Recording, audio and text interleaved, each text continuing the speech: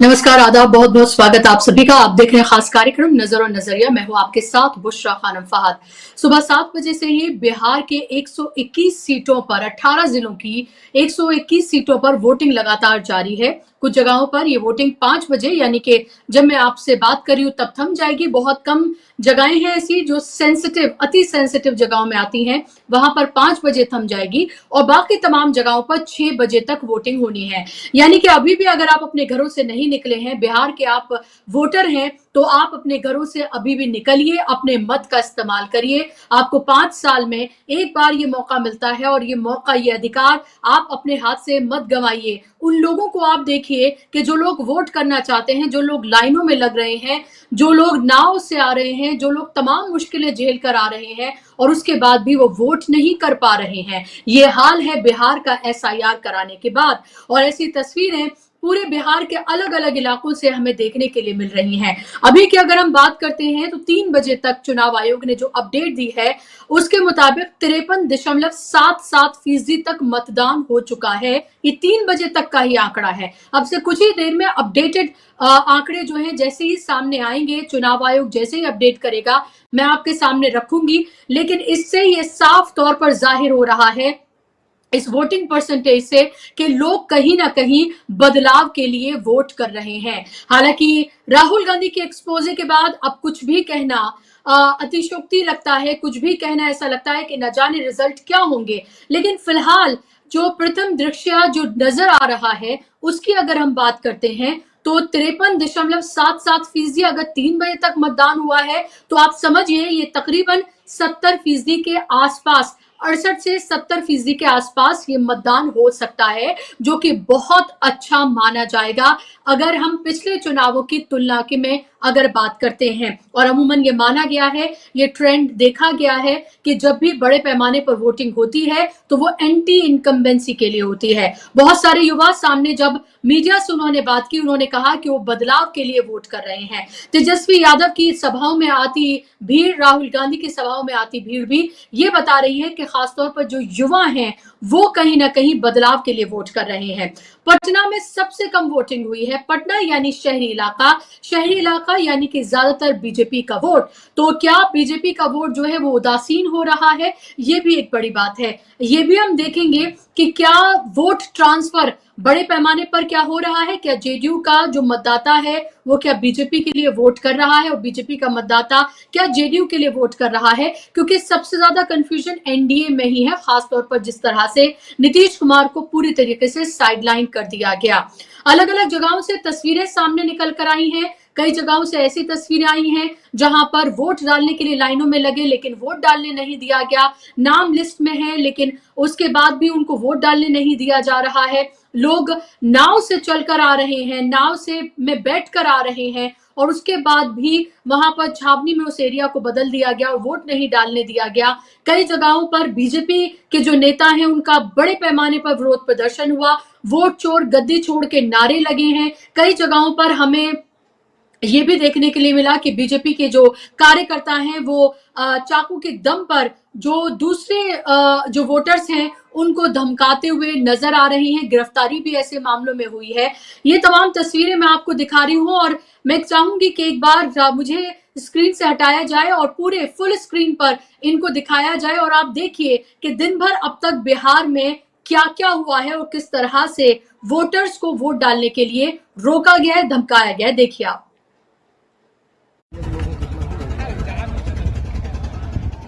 देखिए किस तरह से वोटरों को घाट का ये मामला है।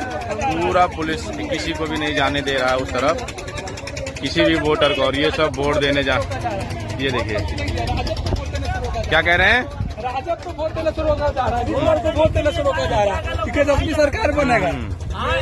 आरजेडी को वोट देने से रोका जा रहा है, आरजेडी को वोट देने से रोका जा रहा है। हैं किस तरह से देखिए किस तरह से देखिए ये दानापुर विधानसभा और किस तरह से प्रशासन का तांडव किया जा रहा है, वोटरों को रोका जा रहा है। कराया जा रहा है, एसडीओ को फोन कर करके बार बार उनको बोला जा रहा है कि रोकिए रोकिए, क्यों रोकिए? आप वोट देने का अधिकार से वंचित कर रहे हैं लोग को। ये दानापुर जनता बर्दाश्त नहीं करेगी। जिसका जो अधिकार है, लोकतंत्र में सबका अधिकार है वोट देने का। गलत हो रहा है, और यही साधन जाने का। जो शहर में रहते हैं, जो काम करते हैं, अभी किसी पेशेंट का तबियत किसी आदमी खराब हो जाए तो कैसे कीजिएगा? एक महिला का प्रसव हो गया यहीं पे, एक देखिए महिला का प्रसव हो गया, कहती है कहीं रोकने क्या तक तुक है? ये लोकतंत्र का अमल किया जा रहा है बीजेपी द्वारा, जो नहीं होना चाहिए। और जनता, बिहार की जनता बर्दाश्त नहीं करने जा रही है। ध्यान रखिए, सब रहिए, चलिए रोड पर चलिए, रोड जाम कीजिए, चलिए रोड पे।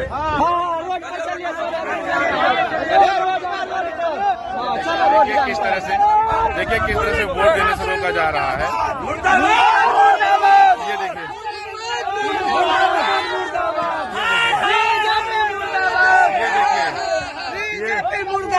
ये देखिए किस तरह से पुलिस प्रशासन के द्वारा जो लोग नाव में थे उनको, ये देखिए ये बिहार का, देखिए किस तरह से कितने वोटर हैं, इनको जो वोट देने से पूरी तरह से रोका जा रहा है। ये जो है पूरा अब ये आप देख सकते हैं किस तरह से हजारों की संख्या है ये जो उस तरफ रहती है। 56 बूथ बताए जा रहे हैं कि 56 बूथ हैं, और 56 बूथ पर यहाँ से लोग इस तरफ से उस तरफ, और साधन एक है सिर्फ ये नाव का, और यहाँ से रोका जा रहा है। तो आपने देख लिया यहाँ पर कैसे रोका जा रहा है, और इस तरह की अलग अलग तस्वीरें जो हैं वो अलग अलग जगहों से देखने के लिए मिल रही हैं। लोग जब वोट करने के लिए जा रहे हैं तो उनको वोट करने नहीं दिया जा रहा है, और कई जगहों से इस तरह की बूथ कैप्चरिंग की तस्वीरें भी सामने आई हैं। ईवीएम खराब होने की शिकायतें हुई हैं, लाइट बंद कर देने की शिकायतें जो है वो देखने के लिए मिली हैं, और ये तमाम शिकायतें तो हैं, लेकिन उसके बाद भी बढ़ चढ़ कर बिहार का जो मतदाता है वो मतदान कर रहा है। ये बहुत अच्छी बात है, और कहीं ना कहीं ये साफ तौर पर देखने के लिए मिल रहा है कि एसआईआर के बाद उनको ये लग रहा है कि और ज्यादा तादाद में उन्हें जाकर वोट करना चाहिए। आप ये देखिए कि शिकायतें तमाम आरजेडी की तरफ से की जा रही हैं, कांग्रेस की तरफ से की जा रही, विपक्ष की तरफ से की जा रही है तमाम शिकायतें, लेकिन बीजेपी की तरफ से इस तरह की कोई शिकायतें नहीं है। जो वोटर्स भी हैं आपको बीजेपी के नजर नहीं आएंगे, वो वोटर्स भी जिनको परेशान किया जा रहा है वो वोटर्स भी आपको विपक्ष के ही नजर आएंगे। आज सौरभ भारद्वाज आम आदमी पार्टी के जो नेता हैं उनकी तरफ से भी 2 अलग अलग वीडियो जारी की गई है। उनमें उन्होंने बताया है कि कैसे बीजेपी का वर्कर उसने पहले किस तरह से वोट किया दिल्ली विधानसभा में, और उसके बाद अब वो बिहार में जाकर वोट कर रहा है। फिर उसके बाद इन्होंने एक और वीडियो जारी किया है जिसमें पूर्वांचल मोर्चा के अध्यक्ष हैं वो पहले दिल्ली में वोट करते हैं और फिर आज जाकर वो बिहार में वोट करते हैं।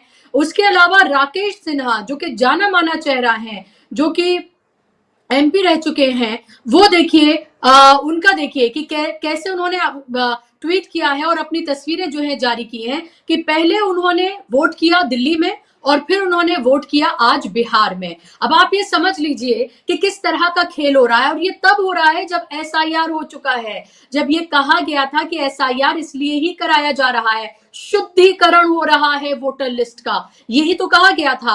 और अब आप ये देखिए कि किस तरह का शुद्धिकरण हुआ है, और क्यों ये तो सिर्फ तस्वीरें बीजेपी के ही जो नेता हैं, बीजेपी के जो कार्यकर्ता हैं, उनकी ही क्यों सामने निकल कर आ रही हैं, ये एक बड़ा सवाल है। और आप ये देखिए कि जो लगातार राहुल गांधी कह रहे हैं उनकी बातों पर कहीं ना कहीं मोहर लगती हुई नजर आ रही है। जो विजय सिन्हा हैं उनका भी बड़े पैमाने पर विरोध प्रदर्शन लखीसराय जो कि उनका क्षेत्र है वहां पर हुआ है।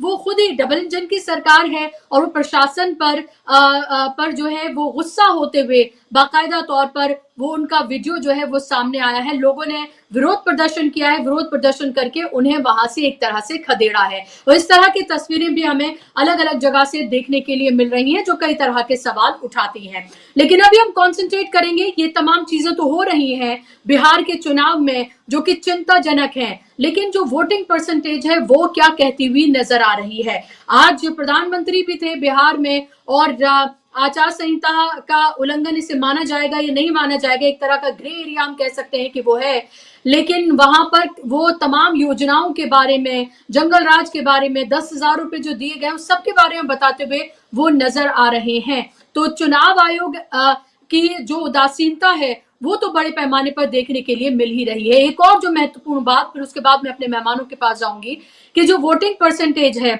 जो हमें 6 बजे के बाद हमें देखने के लिए मिलेगी, क्या वो 10-11 बजे और कल सुबह तक क्या वो हमें चेंज होती हुई मिलेगी जैसे हमने दूसरी जगहों पर देखा? क्योंकि आपको पता ही है विपक्ष इल्जाम लगाता रहा है voter deletion, voter addition, bogus voters, एक जगह पर कई कई तरह के कई कई वोटर्स, और ब्राजीलियन मॉडल तो आपने देख ही लिया। और इसके अलावा जो वोटिंग परसेंटेज बढ़ाया जाता है वो वोटिंग परसेंटेज, और आप ये देखें कि आचार संहिता का उल्लंघन कैसे हो रहा है कि फुल पेज के जो एडवर्टीजमेंट हैं वो दिए जा रहे हैं बीजेपी की तरफ से, उसको बाकायदा तौर पर अखबार छापते हुए नजर आ रहे हैं पटना के एडिशन में, बिहार के एडिशन में। चलिए मैं अपने मेहमानों का रुख करूंगी, सीधे आप मेहमानों की तरफ लेके जाइए ताकि हम चर्चा का आगाज करें और ये जानिए कि बिहार में फिलहाल क्या कुछ चल रहा है। मेरे साथ शाहनवाज साहब जुड़ गए हैं। शाहनवाज साहब यूं तो झारखंड में रहते हैं लेकिन बिहार की सियासत पर बहुत बारीकी से, बहुत पैनी नजर उनकी रहती है।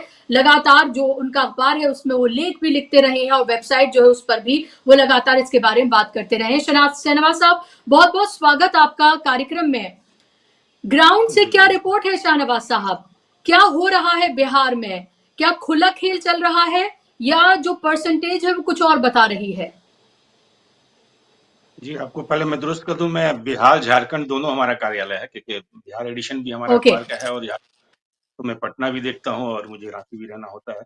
तो आज के जैसे जी। आप बता रहा हूँ, जो ट्रेंड नजर आया है काफी अरसे के बाद देखने को मिला, विशेषकर मैं गोपालगंज की बात करूं तो लगभग 60% के आसपास कुछ विधानसभा है जहां पर 3 बजे तक वोट कास्ट कर दिया गया था।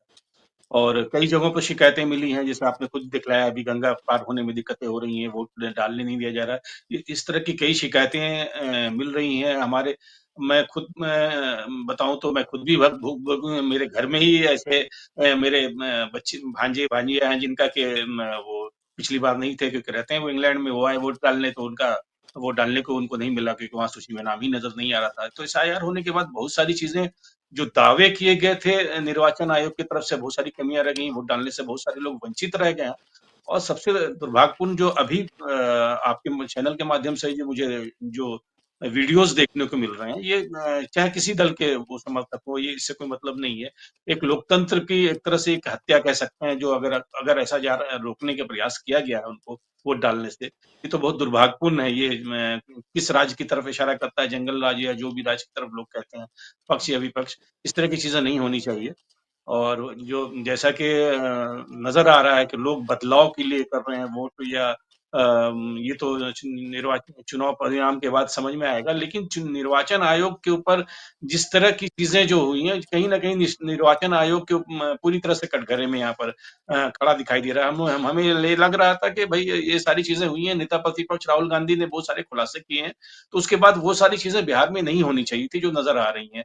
ये निर्वाचन आयोग और शाहनवाज साहब, एक नहीं तीन ऐसे बीजेपी के नेताओं के ट्वीट आए हैं, और जो सौरभ भारद्वाज ने जिसको एक्सपोज किया है, जिन्होंने दिल्ली में भी वोट किया, उन्होंने बिहार में भी वोट किया, आज दिल्ली में वोट किया, बिहार में वोट किया। मतलब ये क्या हो रहा है? एसआईआर के बाद भी ये सब कुछ हो रहा है, तो कितना कितना बड़ा क्वेश्चन मार्क है चुनाव आयोग के ऊपर। और ऐसी तस्वीरें किसी और पार्टी के नेताओं की क्यों नहीं आ रही हैं, या किसी और पार्टी के कार्यकर्ताओं की क्यों नहीं आ रही हैं? या फिर ये भी एक सवाल है कि जिन लोगों को रोका गया है वो खुद बता रहे हैं कि वो आरजेडी के लिए वोट करने जा रहे थे। उन्होंने खुद कहा वो लोग हैं जो अति पिछड़ा समाज से आते हैं या मुस्लिम समाज से आते हैं, उनको रोका जा रहा है। तो साफ तौर पर पता चल रहा है कि किनको रोका जा रहा है और किसकी शय पर रोका जा रहा है। नहीं, बिल्कुल, ये वही मैं कह रहा हूँ कि ये निर्वाचन आयोग की पूरी तरह से जिसकी इनकी कार्यशैली क्या है, अब तक जो बातें सामने आ रही हैं, और इसको लेकर के कहीं ना कहीं जब जो जिनके ऊपर लोकतंत्र की रक्षा का दारोमदार है, जिसको हम लोग अब तक देखते हैं कि नहीं, निर्वाचन आयोग निष्पक्ष होता है, निष्पक्ष की तरीके से चुनाव उनको कराना चाहिए था, लेकिन जो चीजें सामने आ रही हैं वो तो निर्वाचन आयोग को कटघरे में बिल्कुल खड़ी कर रही हैं। और ऐसे में निर्वाचन की जो पूरी प्रक्रिया है, इस पर ये पॉलिटिकल लोग ज्यादा बेहतर बताएंगे क्या क्या चीजें सामने आ रही हैं।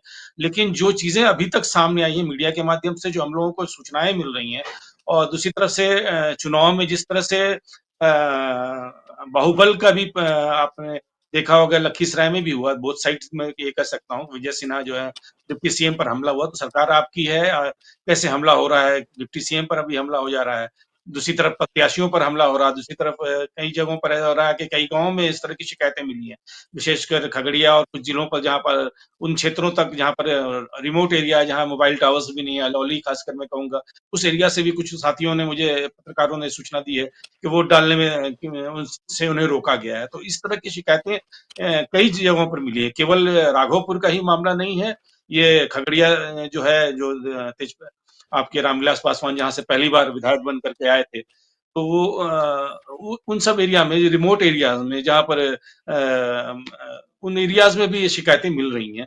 लेकिन कुल मिलाकर के जी वोटिंग जो रेशियो है, ये ट्रेंड जो है बड़ा चौंकाने वाला है। 70% से प्लस भी मुझे लगता है कहीं कहीं विधानसभा क्षेत्र में वोटिंग का ट्रेंड जो नजर आ रहा है। अभी तक 3 बजे तक जब 60% के आसपास हो गया था, तो 70% के आसपास, बिल्कुल आपका आकलन सही है कि 70% के आसपास वो वोटिंग अगर होती है, तब तो ऑब्वियसली अब ये किस ओर गया है। लेकिन अधिक वोटिंग जब भी होती है, तो ये देखा तो यही गया है कि सत्ता के विरुद्ध ये ट्रेंड को माना जाता रहा है।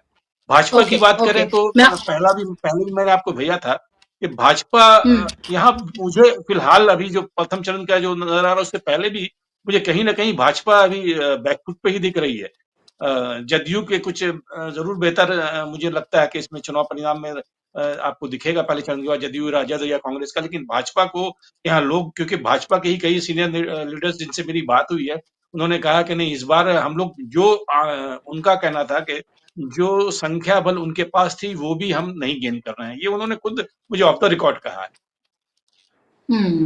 जी, महत्वपूर्ण बात आप कह रहे हैं और ये बेहद महत्वपूर्ण है, क्योंकि इसीलिए तो आप ये देखिए कि चाहे टोकन की तरह ही सही नीतीश कुमार को लेकर घूम रहे हैं और बाद में तो उनको लेके जाना भी बंद कर दिया, तो वो भी लोगों को दिख रहा है। और लालटेन ही तीर है, ये भी एक तरह का नारा जो है वो बिहार में कई जगहों पर देखने के लिए मिला। ये भी हमने देखा कि चाहे राहुल गांधी हो, तेजस्वी यादव हो, उन्होंने डायरेक्टली नीतीश कुमार पर कोई अटैक नहीं किया, मोदी पर किया, बीजेपी पर किया, तो जंगल राज की सबकी बात की, लेकिन इंडिविजुअल पर्सनली कोई अटैक उनके ऊपर किया हो वो भी हमने नहीं देखा है। तो ये भी एक महत्वपूर्ण बात है कि क्या कोई और चुनाव के बाद के कुछ समीकरणों पर बात हो रही है, इससे इनकार नहीं किया जा सकता है। मैं आपके पास लौटूं शाहनवाज साहब, इससे रविंद्र जी को मैं शामिल करती हूँ। रविंद्र श्रवण जी, स्वागत आपका कार्यक्रम में। ये मुझे बताइए, ये जो वोटिंग परसेंटेज है ये क्या कहती है? क्योंकि पिछली बार की बात करें, इन 121 सीटों में कांटे की टक्कर थी और महागठबंधन को एज थी। अभी आप क्या देख रहे हैं? क्योंकि बदलाव 20 साल से अगर सरकार है तो उसके लिए उत्साह तो नहीं होगा लोगों के मन में कि वो आके 70% तक मतदान करें। ये जाहिर सी बात है, एसआईआर और उसके बाद जिस तरह का, क्योंकि हमने सभाओं में भी देखा है, एक है डबल इंजन की सरकार है, भाई ऑर्गेनाइज करके वो भीड़ ले आते हैं, दूसरा विपक्ष है, शासन प्रशासन सब उनके एक तरह से अगेंस्ट ही है, उसके बाद ही अगर बेतहाशा भीड़ वहां आ रही है वो बहुत कुछ बताती है। और पिछले बार की भी चुनाव में सिर्फ 12,000 का अंतर था जीत और हार का, उतना तो बीजेपी मैनेज करने में बहुत अच्छे से माहिर है अगर विपक्ष की बातों का यकीन किया जाए। तो कैसे देख रहे हैं आप इसको? जी नमस्कार। ये अब वोटिंग परसेंटेज तो देखना पड़ेगा ना कब तक बढ़ती है।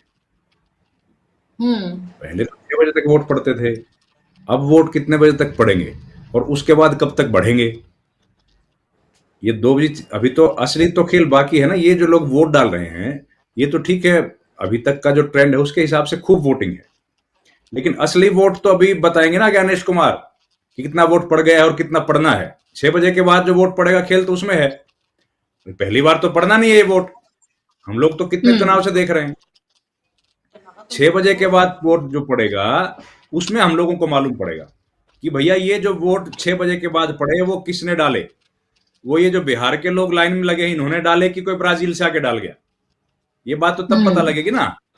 और एक और बात रविंद्र, जब आप ये बात कर रहे हैं तब आपने वो देखा होगा कि स्पेशल ट्रेनें चलाकर बीजेपी के बाकायदा तौर पर कार्यकर्ता हैं वो भेज रहे हैं, वहां जो वर्कर्स हैं उन सबको वोट करने के लिए बसों में स्पेशल बसें चलाकर भेजा जा रहा है। तो ये भी आप ये देखिए, छठ के लिए नहीं चलाई गई थी लेकिन वोट डालने के लिए चलाई जा रही हैं। और जाहिर सी बात है, अगर आने जाने का टिकट करके आप किसी को भेज रहे हैं तो वो किसके हक में करेगा, वो तो आप सोच ही सकते हैं। अब अगर कोई और खेल कर जाए मतदाता तो बात अलग है। अब देखिए बुशरा जी, वोटर जो है वो अलग अलग जगह से लेके आया गया। आपने देखा, हम सब ने देखा, कोई बस में लेके आए, कोई ट्रेन में लेके आए। ज्ञानेश कुमार को दिख ही नहीं रहा। ज्ञानेश कुमार को इस बात का पता ही नहीं है कि अगर इस तरीके से को अल्योर करके वोटर को लेके आता है तो वो मॉडल कोड ऑफ कॉन्डक्ट का वायलेशन है। ये ज्ञानेश कुमार को नहीं पता है। ज्ञानेश कुमार को तो मुझे लगता है ये भी नहीं पता होगा कि जिस व्यक्ति ने वोट डाल दिया अपने बूथ पर, अगर वो व्यक्ति वोट डालने के बाद वापस अपने घर जा रहा है, डालने के बाद उसको भी कोई सहायता पॉलिटिकल पार्टी नहीं दे सकती है घर छोड़ने की। नीतीश कुमार, ये अपना ज्ञानेश कुमार की जानकारी में तो नहीं होंगी ये बातें, क्योंकि ये बातें तो भाई किताब में लिखी हैं और बीजेपी ने शायद उनको नहीं बताई होंगी सब बात। तो इतना जब खुल्लम खुल्ला इस इलेक्शन में हम लोग देख रहे हैं पहले दिन से, आज भी सैकड़ों की संख्या में लोग दिख रहे हैं अलग अलग टीवी चैनल्स पे। हर चैनल पे नया व्यक्ति दिखता है जो कह रहा है कि मेरा वोट कट गया, मेरा वोट कट गया। महिलाएं खड़ी हैं लाइन से। किसी गांव में मैं कई चैनल देख रहा था, अलग अलग सवेरे से ऐसे पिक्चरें आ रही हैं कि वो लोग कह रहे हैं कि हमारा वोट कट गया। ऐसे वोट, जब लोगों के वोट कट गए हैं, भर भर के ट्रेनें आ रही हैं, ऐसे में आप हम लोग क्या समीकरणों की बात करें? किस समीकरण की बात करेंगे कि कौन सा मुसलमान, कौन सा यादव किस पार्टी को वोट डाल रहा है, कौन सा अगड़ी जाति, कौन सा पिछड़ी जाति, क्या बात करेंगे हम लोग? अब हमको तो ये पूरा पॉलिटिकल पार्टी जो है, ये बिहार की और हरियाणा की और ये सारी पॉलिटिकल पार्टी तो ढूंढती रही कि भैया ये घुसपैठ, ये तो बांग्लादेश से आते हैं। कोई कह रहा था कि ये तो रोहिंग्या है, ये तो ब्राजील के मिले। अब बताओ, कोई नहीं ढूंढ पाया इनको। तो अब कौन ढूंढेगा बताओ ब्राजील के घुसपैठियों को? हमारे पास तो कोई एजेंसी है नहीं ऐसी ढूंढने की। हरियाणा में बोलते रह गए कि भैया साइलेंट वोटर है, साइलेंट वोटर है। अरे साइलेंट ही होगा ना वोटर भैया, ब्राजील के व्यक्ति को हिंदी थोड़ी आती है, वो तो साइलेंटली वोट डालेगा। वो कैसे बोल के डाल देगा वोट? तो ये सारी चीजें बिहार में होंगी तो पता लगेगा 1 साल के बाद। लेकिन आज जो दिख रहा है बुशरा जी, आज दिख रहा, हम तो वो देख के बता रहे हैं कि भैया इस तरीके से वोट कट रहे हैं। तो चुनाव आयोग ने तो एसआईआर बढ़िया तरीके से कर दिया है, क्लीन कर दिया उसने तो बिल्कुल क्लीन कर दिया है कि भैया कोई विपक्ष को वोट डालने वाला व्यक्ति बचेगा कि नहीं बचेगा। अब जितने सारे वोट कट गए हैं उन लोगों का क्या होगा, उस पर तो कोई बयान नहीं आया चुनाव आयोग। वो लोग मुझे लगता है कॉन्स्पिरेसी कर रहे हैं। वो लोग कॉन्स्पिरेसी कर रहे हैं भारत के संविधान के खिलाफ, भारत के लोकतंत्र के खिलाफ और ज्ञानेश कुमार के खिलाफ, जो झूठे कह रहे हैं कि हमारा वोट कट गया। अरे उनके लिए कौन जिम्मेदार है इस देश में? जिस व्यक्ति ने वहां खड़े होके ये बात चिल्ला चिल्ला के कह रहे हैं कि मेरा वोट लोकसभा चुनाव में था, मेरा वोट अब कट गया है, उसके लिए कौन संरक्षक है उसका? उसी के संरक्षण के लिए तो ज्ञानेश कुमार इस कुर्सी पर बैठे हैं। उनको दिखाई नहीं दे रहा, वो उनको नहीं दिख रहा वो व्यक्ति। अरे उसी के लिए तो एसआईआर है भैया, पॉलिटिकल पार्टीज की जिम्मेदारी नहीं है। आरजेडी ने तो 2 महीने पहले बोल दिया था हम तो चुनाव नहीं लड़ेंगे, हम तो बाइकआउट कर देंगे। भैया अगर वो बाइकआउट कर देंगे तो कल बीजेपी बोलेगी हम तो बाइकआउट कर देंगे। अरे तो इन वोटर का जिम्मेदार कौन है? इन वोटरों के लिए तो आपको एक कुर्सी दी गई है। इनकी जिम्मेदारी ज्ञानेश कुमार जी आपकी है, इनकी जिम्मेदारी कांग्रेस बीजेपी की नहीं है।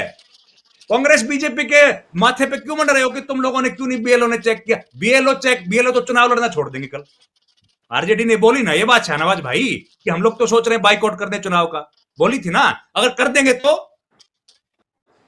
जिम्मेदार है इनका, फिर किसी ना किसी व्यक्ति की तो जिम्मेदारी होगी ना। और संविधान को इस बात का एहसास था, हमारे फोरफादर्स को इस बात का इल्म था कि इस तरह का दिन आ सकता है, इसीलिए तो जिम्मेदारी दी उस व्यक्ति को जो ज्ञानेश कुमार जिस पद पर बैठे हैं कि भैया कोई पार्टी चुनाव लड़े या ना लड़े लेकिन तुम रहो इस पद पे, तुमको सरकार देगी तनख्वाह, तुम ऑटोनोमस बनो, तुमको हिंदुस्तान की जनता सैलरी देगी और तुम उनकी हिफाजत करो। अब भैया हिफाजत करने के बजाय आप कह रहे हो कि कांग्रेस ने क्यों नहीं देखा?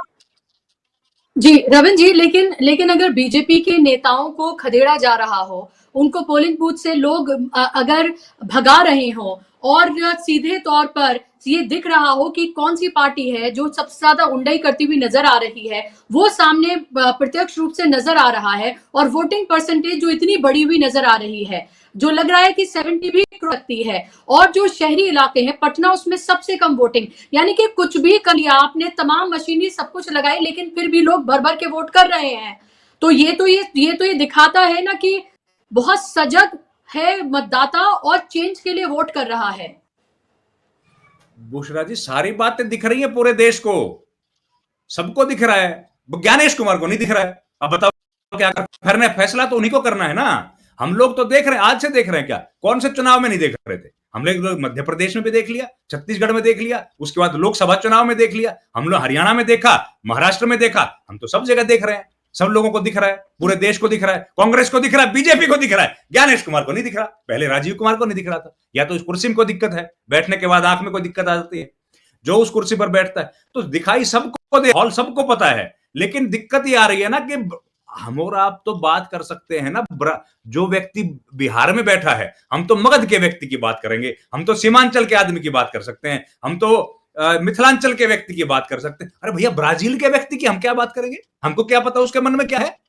तो ये ब्राजील के आदमी की बात तो समझ सकते हैं ज्ञानेश कुमार, और उनको इस बात का इल्म है, इसलिए वो इस हिसाब से वोटिंग करवा रहे हैं। अब वोट बढ़ रही है, ठीक है, बिल्कुल सही बात है। सारे जो समीकरण जमीन पर दिखने चाहिए वो ये दिख रहे हैं, लोग बढ़ चढ़ के वोट डाल रहे हैं, अच्छी खासी तादाद में वोट पड़ रहा है, और इससे एक सामान्य माहौल ये लगता है कि भाई इस तरह का जब माहौल होता है तो परिवर्तन की संभावना बढ़ती है, ठीक है। लेकिन पता लगेगा कल कि भैया ये तो 2/3 वोट सारे बीजेपी के लिए बैठे थे, सारे लोग जो खड़े इस बात के लिए थे कि हम लोग बीजेपी को वोट डाल दे, हम लोग तो एनडीए को वोट डाल दे, क्योंकि उनकी नीतियों से इतना ज्यादा खुश थे। और उसके बाद आप देखना, अगर ये ऐसा हो गया, हम लोगों ने जो लोग हरियाणा में देखा, उसके बाद एक पूरा का पूरा तंत्र खड़ा होता है, इकोसिस्टम, वो बताएगा कैसे जपट गए थे बिहार के लोग, कैसे बीजेपी ने सेंधमारी कर दी, कैसे अभी तक कोई खबर नहीं आई कि आरएसएस ने कितनी बैठकें करी है। मेरी जानकारी में तो नहीं है, आपकी जानकारी में हो तो बताना दर्शकों को। फिर देखना आएगी कि आरएसएस ने तो 70,000 छोटी बड़ी बैठकें कर दी थी, हमको अभी तक नहीं पता। लेकिन कल अगर जब 14 तारीख को चुनाव के नतीजे ज्ञानेश कुमार के अकॉर्डिंग आ गए, तो आप देखना ये सारी चीजें हम लोगों को देखने को मिलेंगी कि आरएसएस ने कैसे छोटी बड़ी सभाएं करी, कैसे छोटी छोटी कम्युनिटीज को बीजेपी ने अपनी तरफ खींच लिया, कैसे दिन रात लोगों ने काम किया था। ये सब चीजें इकोसिस्टम फैलाना शुरू कर देगा। और फिर बिहार का वोटर अगर किसी मुद्दे के आधार पर वोट डाल रहा है, उसको जातिवादी घोषित कर देंगे, 1 सेकंड लगेगी, और उसको टुकड़े टुकड़ों में बटा हुआ घोषित कर देंगे। तो यही तो हो रहा है हर जगह, क्योंकि इन्होंने पहले का भी एक आयोजन कर लिया है और उसके बाद का एक जो एजेंडा है वो इकोसिस्टम तैयार कर रखा है, वो उसको किसी तरीके से भी तर्क उसके आसपास घड़ के और उसको जस्टिफाई करने में लग जाते हैं। अब इस बिहार में लोग अगर इस बात की समझ गए, हर जगह देख देख के, तो भैया बिहार के वोटर ठीक तरीके से वोट डाल देंगे, चुनाव निष्पक्ष हो जाएगा। लेकिन अभी तक जो वोट कटे हैं, उनका तो कोई लग नहीं रहा कि भाई उनका कोई वाली वारिस है, कोई उनसे पूछने वाला नहीं कि तुम्हारा वोट क्यों कट गया। वो तो कह रहे हैं कि हमको तो जो करना था हमने तो सारे काम कर लिए, फिर भी वोट कट गया। ये शाहनवाज भाई के घर में ही वोट कट गया, बताओ। ये तो पढ़े लिखे पत्रकार हैं, यही ना बचा पाए तो कौन बचाएगा?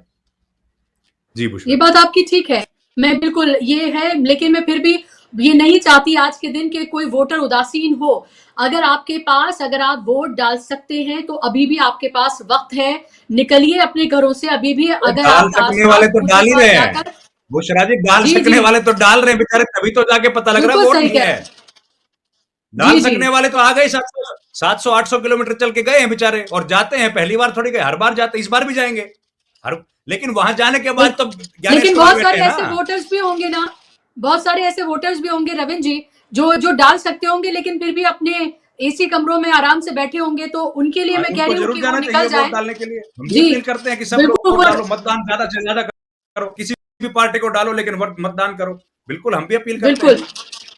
जी बिल्कुल, ये आपकी बात ठीक है, ये एक मेरी अपील थी जो मैं करना चाहती थी मतदाताओं से बिहार के। लेकिन शाहनवाज साहब, ग्राउंड से रिपोर्ट क्या आपको मिल रही है? क्या लालटेन ही तीर है, तीर ही लालटेन है? ये जो नारा जो सुनने के लिए मिल रहा है, क्या ये वाकई में हकीकत है?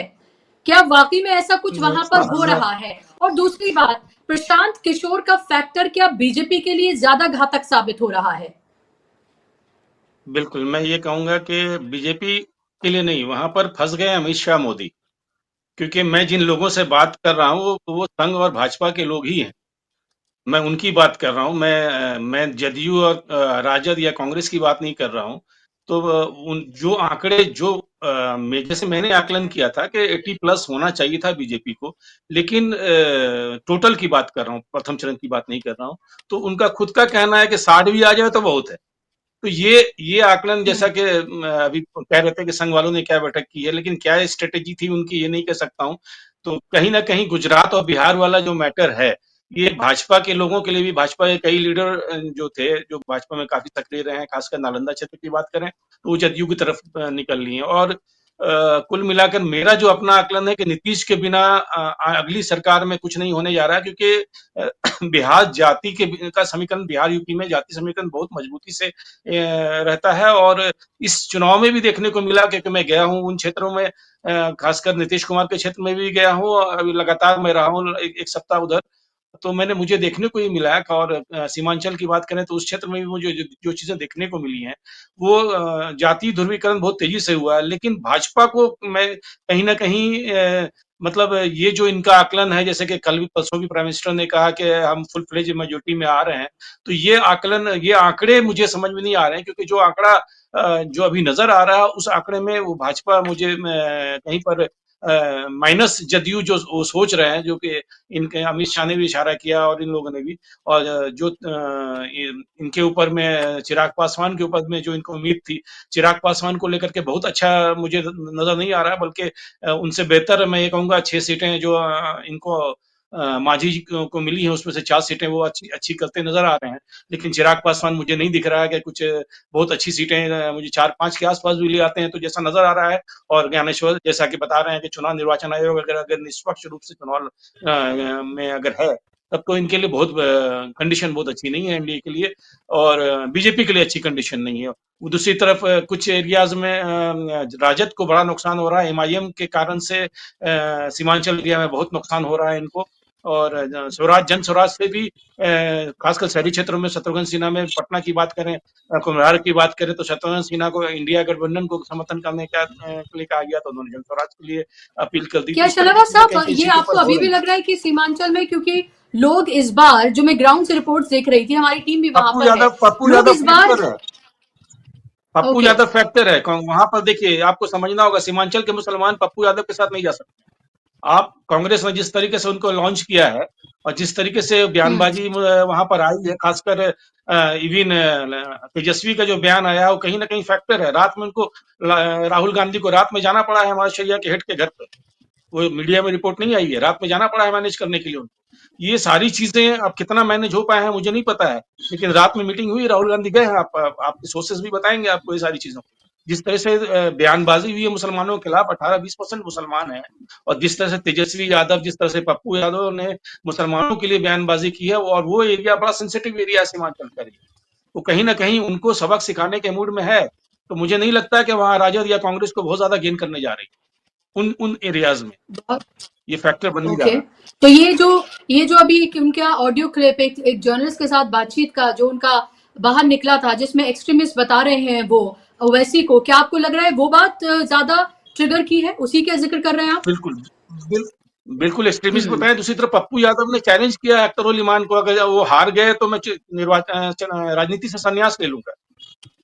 तो इस वक्त इस तरह की चीजें कहना, जबकि आप एक ही आपके वोटर्स वही हैं, आप उनको माइनस करके बात कर रहे हो। आप पप्पू यादव की जीत की बात कर रहे हैं। अगर जो कंडीशन है, जो जैसा लोग बता रहे हैं, पूर्णिया में गया था, जैसा लोग बता रहे हैं कि अगले बार ये सांसद पहुंच जाएंगे तो हम लोग राजनीति छोड़ देंगे, इस तरह की बातें चल रही हैं।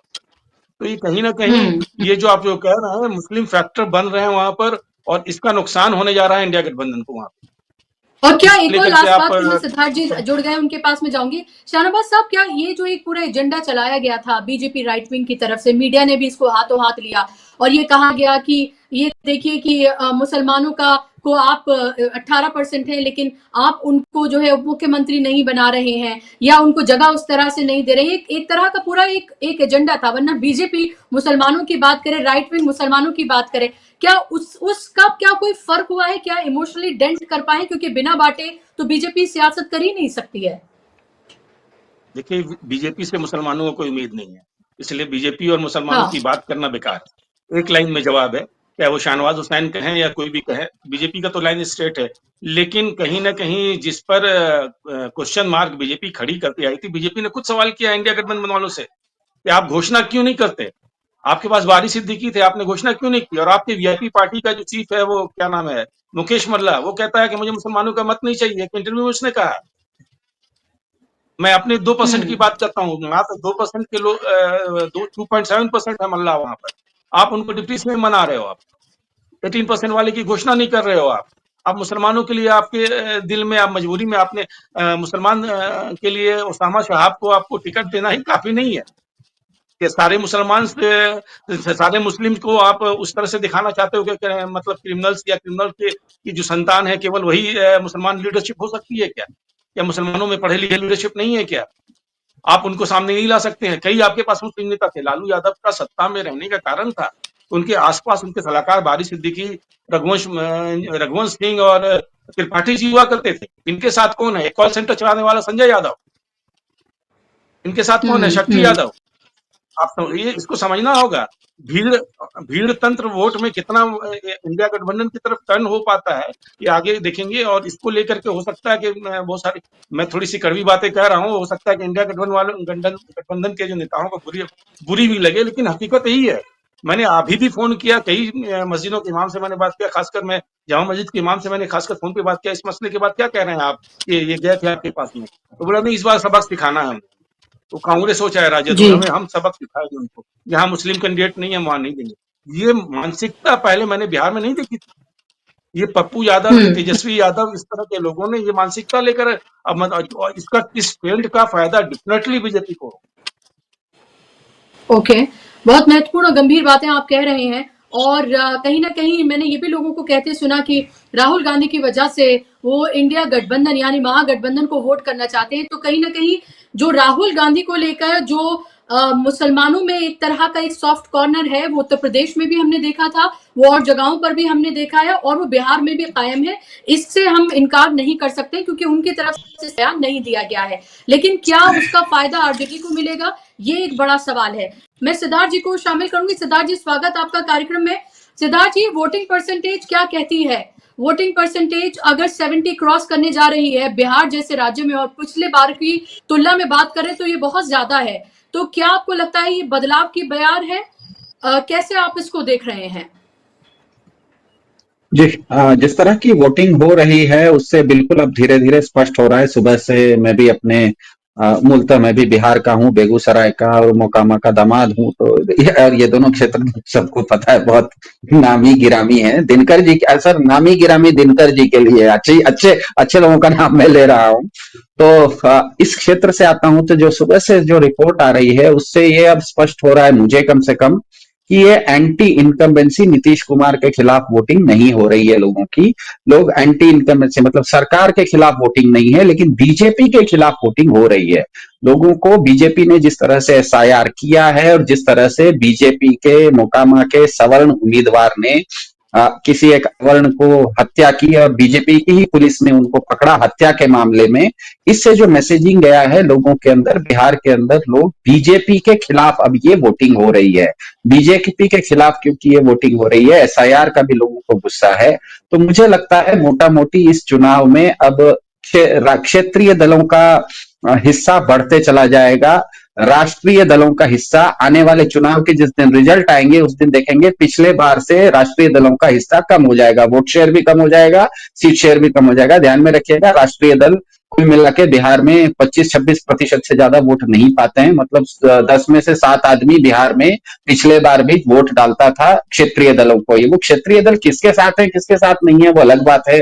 वो जनसुराज हो सकता है, वो आरजेडी हो सकता है, वो जेडीयू हो सकता है, वो मुकेश सहनी हो सकते हैं। क्षेत्रीय दल कौन है? क्योंकि क्षेत्रवाद बिहार में बहुत ज्यादा, जिस तरह से हसन भाई ने कहा कि सीमांचल में कुछ हो रहा है, लेकिन सीमांचल का असर मगध में होगा ये जरूरी नहीं है। मगध का मुस्लिम वोट सीमांचल के मुस्लिम वोट जैसा जाएगा ये कह नहीं सकते, क्योंकि बिहार क्षेत्रीयता बहुत है। बिहार में लोग कहते हैं कि जातिवादिता है, ठीक है जातिवादिता होगी, लेकिन जातिवादिता से भी ज्यादा क्षेत्रवादिता है। तो क्षेत्रवाद में अलग अलग क्षेत्रों का जो वोटिंग पैटर्न है वो अलग हो जाता है।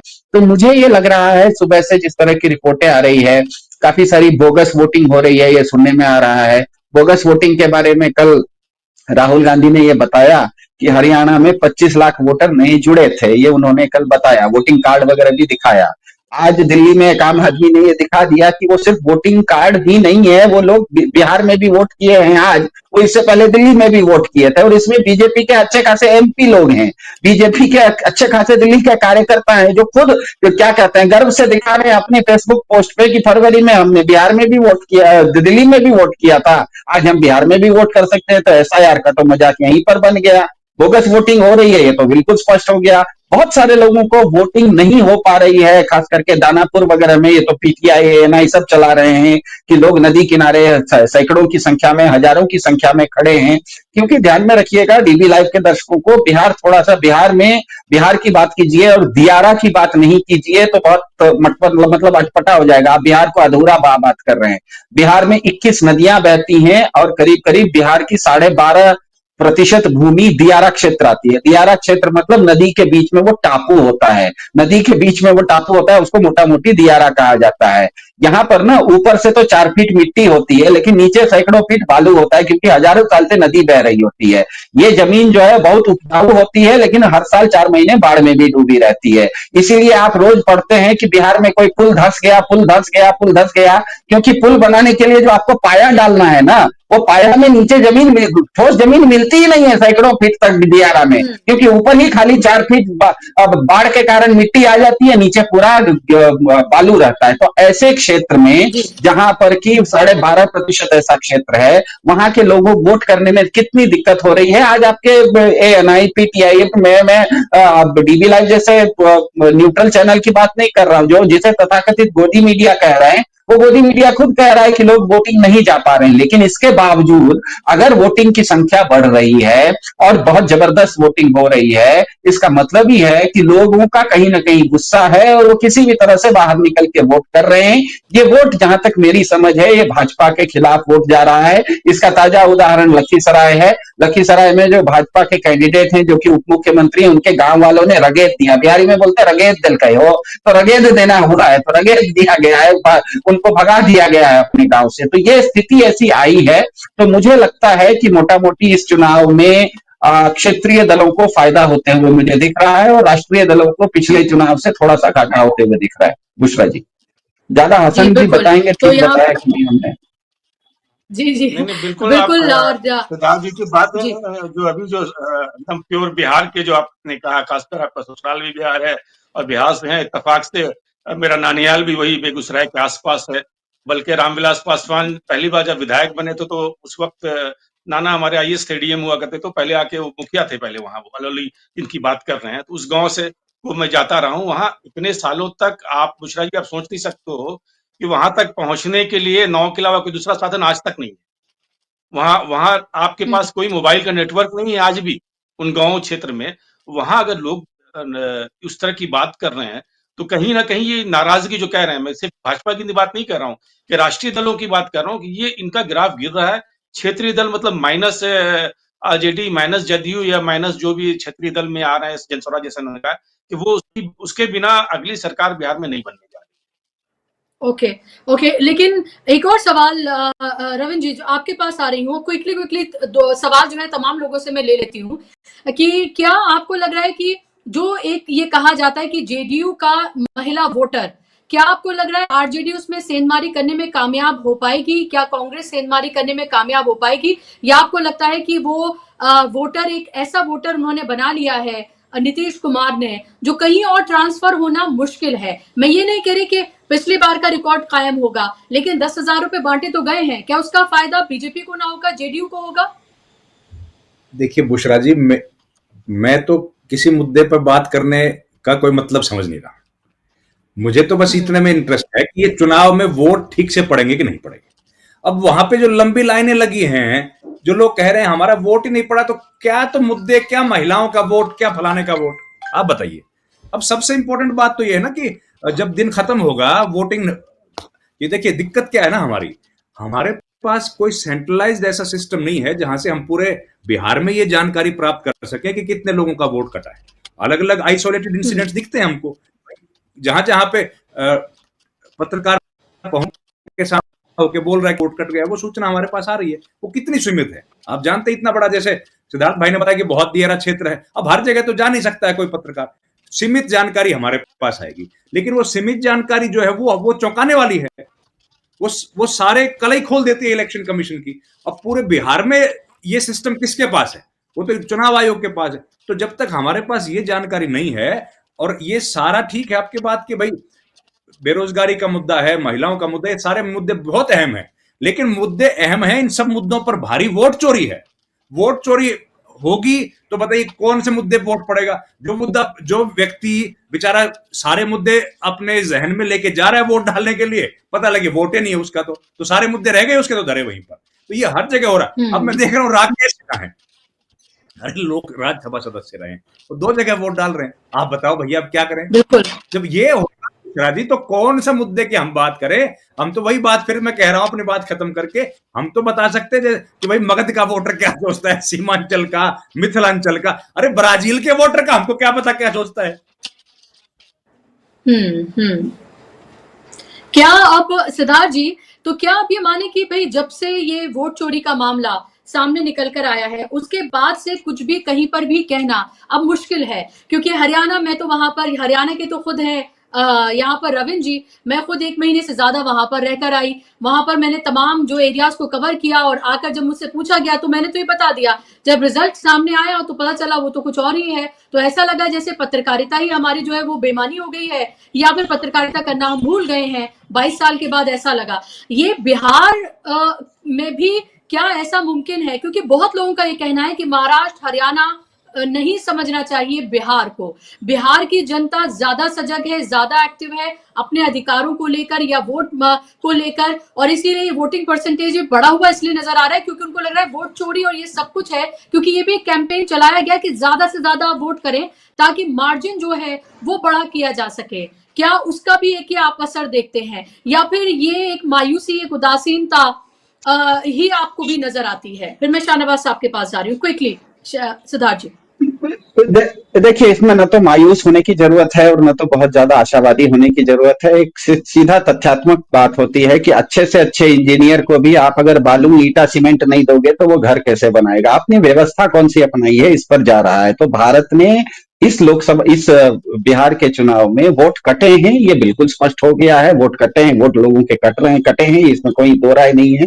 लोगों के अंदर गुस्सा है, जो बचे हुए लोग हैं वो भी बाहर आके वोट कर रहे हैं, ये भी सच है, ये भी बम्पर वोटिंग से दिख रहा है। अब देखना यह है कि वोट ज्यादा कटे या वोट डालने वाले ज्यादा निकले, क्योंकि ऐसा तो नहीं है कि पूरा वोट कट गया हो और सारे वोटर निकल गए हो। तो वोट बीजेपी की ओर से केचुआ ने काटा, ये सच है। उसके गुस्से में लोग बाहर निकल रहे हैं, ये भी सच है। अब इन दोनों के बीच में डिफरेंस क्या है? ज्यादा लोगों का वोट कटा या ज्यादा लोग गुस्से में निकले, ये तो नतीजे पर ही पता लगेगा। लेकिन ये बिल्कुल स्पष्ट, एकदम बिल्कुल स्पष्ट है जो सवाल आपने किया कि बिहार में खास करके महिलाएं नीतीश कुमार को पसंद करती हैं 2 कारणों से। एक कारण यह है कि उन्होंने जो शराबबंदी की है उसके चलते महिलाओं को लगता है कि मेरे घर में शांति आई हुई है। दूसरा, उन्होंने एक व्यवस्था में परिवर्तन किया, ग्राम पंचायत के स्तर पे 50% महिलाओं को जो आरक्षण है, प्रतिनिधित्व है, इसके चलते महिलाएं नीतीश कुमार को पसंद करती हैं और वो नीतीश कुमार को बचाएंगी। लेकिन जो बीजेपी नीतीश कुमार को निपटने के लिए चली है उसको वो बचाएंगी नहीं। तो मेरे ख्याल से जेडीयू का जो वोट ट्रांसफर है एनडीए को, वो नहीं होगा। अगर मैं जेडीयू का वोटर हूं तो बिहार में केवल 101 जगह पर ही मुझे जेडीयू का कैंडिडेट है। 142 जगह पर अगर मैं जेडीयू का वोटर हूं तो मेरे सामने जेडीयू का वोटर कैंडिडेट नहीं है। मुझे या तो बीजेपी को वोट डालना है या तो लोजपा। एक अपडेट सिद्धार्थ जी बस मैं देना चाहती थी, तो दर्शकों को ये जानने में इंटरेस्ट होगा कि 5 बजे तक, क्योंकि 5 बजे तक ही ये अपडेट होगा, उसके बाद फिर हमें फाइनल वोटिंग देखने के लिए मिलेगी कि 60.13% यानी कि 60.13% तक मतदान हो चुका है 5 बजे तक का।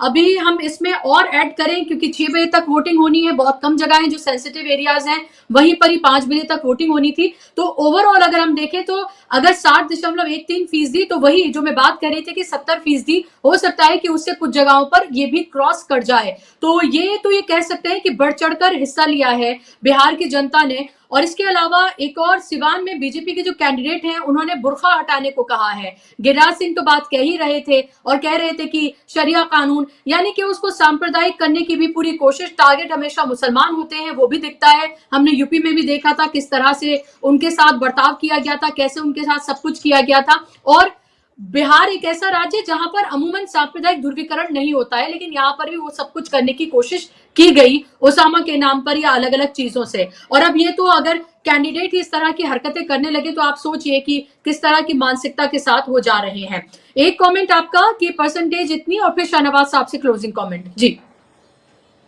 कि ये जो बुर्का हटाने की बात है, ये भाजपा वाले अगर कल कहे होते तो मुझे लगता कि ये सांप्रदायिकता फैलाने की कोशिश कर रहे हैं, लेकिन आज शाम में वोटिंग खत्म होते समय अगर वो कह रहे हैं, इसका मतलब वो उनकी हताशा दिखाता है, कहीं ना कहीं उनकी हताशा दिखा रहा है, क्योंकि अब के बाद से वोटिंग बहुत कम होने वाली है। इसका मतलब वो इतने हताश हो गए हैं कि किसी तरह से कुछ तो हो जाए, अंत में तो कुछ उनके वोटर निकल जाएं। तो ये अब बिल्कुल स्पष्ट हो गया है कि जेडीयू का जो वोटर है, जिसके सामने 142 क्षेत्रों में जेडीयू का कैंडिडेट नहीं है, उसके सामने भाजपा या लोजपा का कैंडिडेट है, और उसको पता है उसके लीडर को और उसकी जो जमात है, जो ईबीसी वर्ग है, उसको और उसकी पार्टी को बीजेपी हमेशा निपटना चाह रही है। वो अब बीजेपी को सबक सिखाने के लिए अगर उसके पास जेडीयू का कैंडिडेट नहीं है तो वो किसी दूसरे क्षेत्रीय दल को तो वोट डाल देगा, लेकिन जेडीयू का वोट ट्रांसफर एनडीए में होना अब मुझे मुश्किल दिख रहा है, खास करके मोकामा की घटना के बाद, क्योंकि मोकामा में एक भाजपा समर्थित सवर्ण क्या कहते हैं प्रत्याशी ने एक अवर्ण की हत्या की। ये उन्हीं की पुलिस ने, भाजपा की ही पुलिस ने उसको हत्या के जुर्म में अगर अरेस्ट कर लिया, गिरफ्तार कर लिया, तो पूरे बिहार में अति पिछड़ा वर्ग और पिछड़ा वर्ग में जो संदेश जा रहा है कि भाजपा अगड़ों की पार्टी है, सवर्णों की पार्टी है, जो कि अवर्णों के साथ हत्या तक के कर्म में लिप्त रहती है। तो मेरे ख्याल से ये चुनाव क्षेत्रीयता भी है, इसमें थोड़ी बहुत जातीयता भी है।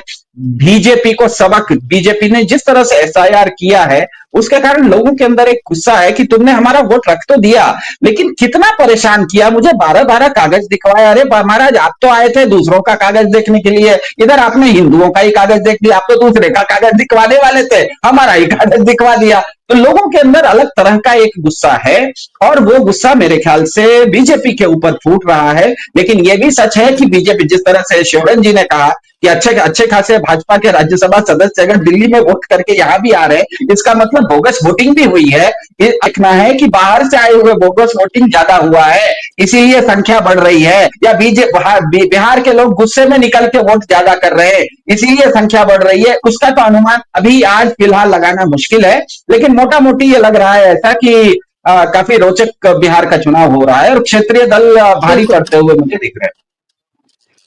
Okay, fair enough. और मैं ये भी बता दूं कि ओवरऑल अब तक जो 5 बजे तक वोटिंग परसेंटेज है वो 60.13%, 60.13% है। बेगूसराय में सबसे ज्यादा वोटिंग हुई है और उसका वोटिंग परसेंटेज है 67.32%। और सबसे कम जो है वो शेखुपुरा में हुई है, जो कि है 52.36%। ये 5 बजे तक का मैं आपको बता रही हूँ। क्या कहेंगे शाहनवाज साहब, लास्ट कमेंट जी? आप कुछ कहना चाहेंगे? बोलिए सिद्धार्थ जी। हाँ, मैं बस ये बताना चाह रहा हूँ, इसमें रोचक तथ्य यह है कि बेगूसराय जहां से सबसे ज्यादा वोटिंग हुई है, वहां से गिरिराज सिंह जी भाजपा के लीडर हैं, वो वहां से चुनाव जीतते हैं। और जहां शेखपुरा में सबसे कम वोटिंग हुई है, गिरिराज सिंह वहां से आते हैं। मतलब ये देखिए, गिरिराज सिंह जहां से आते हैं वहां सबसे कम वोटिंग हुई है, गिरिराज सिंह जहां से जीतते हैं वहां सबसे ज्यादा वोटिंग भी हुई है। जी, ये तो बहुत इंटरेस्टिंग हो गया, यानी कि सेंटर में गिरिराज सिंह है। जी शाहनवाज साहब जी। कुल मिलाकर पहले चरण का अभी तो 6 बजे तक आपके पास आकलन आ जाएगा। जो वोटिंग का जो रेशियो है, जिस तरह से जो नजर आया है, मैं सिद्धार्थ जी की बात से सहमत हूँ कि ये क्षेत्रीय दलों के पक्ष में हुआ है। और खासकर मैं अभी एक सैलून में बैठा हुआ था, विशेषकर जब चर्चाएं होती तो बिहार में सारे चर्चाएं सैलून में से ही चाय की दुकानों से शुरू होती है। तो खासकर वो मुसलमान थे, तो मैंने पूछा, यार इस बार तो वक्फ का मुद्दा है, तुम क्या करोगे, वोट किधर डाल रहे हो, तुम्हारा कहाँ जा रहा है वोट इस बार? नीतीश कुमार ने तो वक्फ के खिलाफ काम किया। बोला नहीं, हम लोग नीतीश बाबू के साथ में हैं, क्योंकि वो नालंदा से बेसिकली क्षेत्रवाद की बात कर रहे हैं। जो सिद्धार्थ जी ने कहा था वो नालंदा का था रहने वाला, खासकर किसी एक गांव का। उसने कहा नहीं, हम लोग हमारा जो वोट है पूरी माँ बहनें जितनी है, वो हम लोग जो 10,000 रुपए की बात कर रहे हैं, तो वो भी चर्चा उसने की थी कि पैसे भी आ रहे हैं। और नीतीश कुमार की जो बात कर रहा है, वो नीतीश कुमार के साथ नजर आया, वहाँ इंट्रैक्ट नजर आया पूरा वोट। मुझे एक तरह से कहा जाए, बल्कि भाजपा के भी कुछ लोग जो उनकी जाति के थे, उन्होंने ये जो मुझे देखने को मिला पहली बार, इससे पहले मैंने लास्ट 30-35 ईयर्स से मैं देख रहा हूँ, तो ये मैंने कभी नहीं देखा था कि भाजपा के लोग भी प्रो नीतीश नजर आए, जो उनकी जाति के थे। और कई लोग तो बड़े, मैं नाम नहीं लूंगा, मेरे मित्र भी हैं, वो भाजपा छोड़ करके जदयू में शामिल भी हो चुके हैं। तो और उन्होंने, यानी कि शाहनवाज साहब, सबसे ज्यादा नुकसान बीजेपी को होने जा रहा है, और बीजेपी का ख्वाब अपने दम पर सरकार बनाने का ख्वाब ही रहने वाला है। अगर निर्वाचन आयोग की कृपा रही तो सब कुछ ठीक रहेगा। जी बिल्कुल, क्योंकि 101 सीटों पे तो वो लड़ ही रहे हैं, तो 101 पे लड़ रहे हैं तो 100% का तो स्ट्राइक रेट होगा ही नहीं। गुस्सा बीजेपी को लेकर बड़े पैमाने पर है, इसलिए हमारे मोदी जी रील से लेकर और पता नहीं किस किस की बातें वो करते हुए नजर आए, राम मंदिर तक ले आए, कांग्रेस को पाकिस्तान परस्त कहा और हिंदू विरोधी कहा, जो हमेशा कहते रहे हैं। वो सब उन्होंने सारी टैक्टिक्स, अपने सारे घोड़े खोले हैं।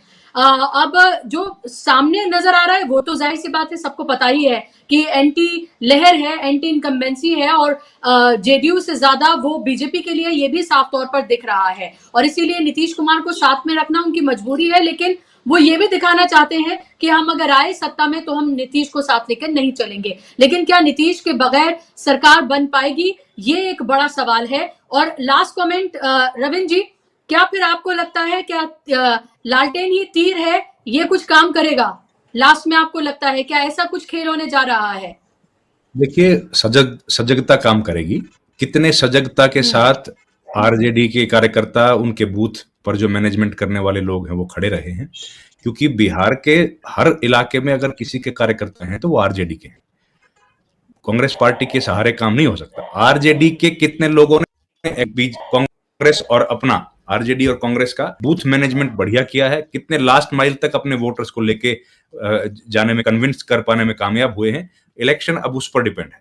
ये जो लास्ट माइल है ना, उसमें बीजेपी को हम बहुत माहिर है, और आरजेडी ही है जो उसका मुकाबला कर सकती है। आरजेडी ने अगर वहां अपना मजबूती के साथ अपने लोगों को खड़ा किया होगा, फर्जी वोटिंग होने से रोकी होगी और अपने लोगों का वोट डलवाने में उनको मोबिलाइज कर दिया होगा, फिर तो इन तमाम बातें जो हम लोग कह रहे हैं उन बातों पर चुनाव होगा, और नहीं तो भैया फिर तो ज्ञानेश कुमार जाने।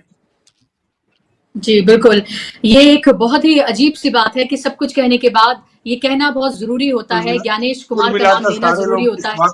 जी, कुल मिलाकर सारे लोग इस बात में मुत्तफिक है कि चुनाव परिणाम ज्ञानेश कुमार ही जाने। जी बिल्कुल बिल्कुल, आप सही कह रहे हैं। कुछ ऐड कर रहे हैं आप सिद्धार्थ जी? जी क्विकली।